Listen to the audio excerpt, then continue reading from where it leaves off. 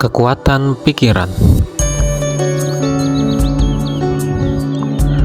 Menurut Syekh Muhammad Mutawalli Asy'arawi, pikiran adalah alat ukur yang digunakan manusia untuk memilih sesuatu yang dinilai lebih baik dan lebih menjamin masa depan dirinya serta keluarganya. Dengan berpikir, kata James Allen, seorang bisa menentukan pilihan.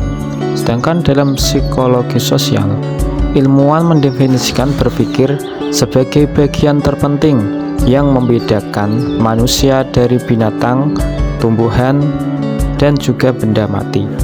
Dengan berpikir, manusia bisa membedakan yang bermanfaat dan tidak bermanfaat, antara yang halal dan yang haram, antara yang positif dan yang negatif. Dengan begitu, ia bisa memilih yang cocok bagi dirinya dan bertanggung jawab atas pilihannya itu. Dalam sebuah buku yang berjudul Aladdin Factor, karya dari Jack Canfield dan Mark Victor Hansen, menemukan informasi yang menghentakkan kesadaran.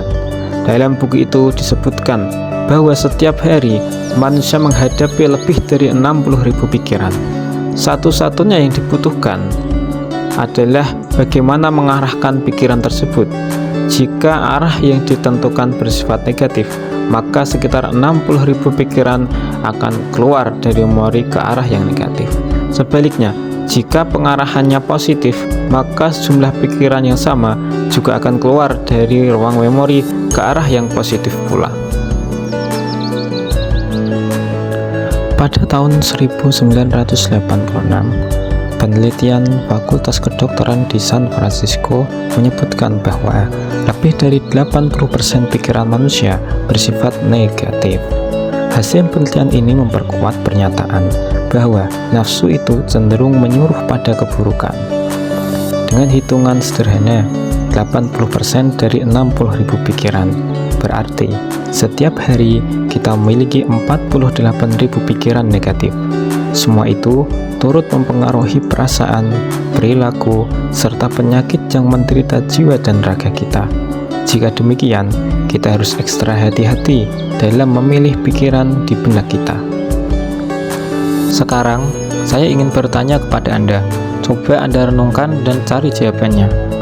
Jika suatu ketika Anda lapar, lalu dihidangkan 3 jenis makanan: makanan rumahan, makanan hotel, dan makanan dari keranjang sampah, manakah menu yang akan Anda pilih? Di antara Anda, pasti ada yang memilih makanan rumahan. Ada juga yang memilih makanan hotel. Namun saya yakin, pasti tidak ada yang memilih makanan dari keranjang sampah. Mengapa demikian? Karena setiap orang pasti akan memilih sesuatu yang berdampak baik bagi tubuhnya. Tidak ada seorang pun yang memilih sesuatu yang berdampak buruk bagi tubuhnya. Lalu, mengapa Anda memberikan makanan sampah, makanan jelek, makanan yang buruk, makanan yang negatif pada pikiran Anda?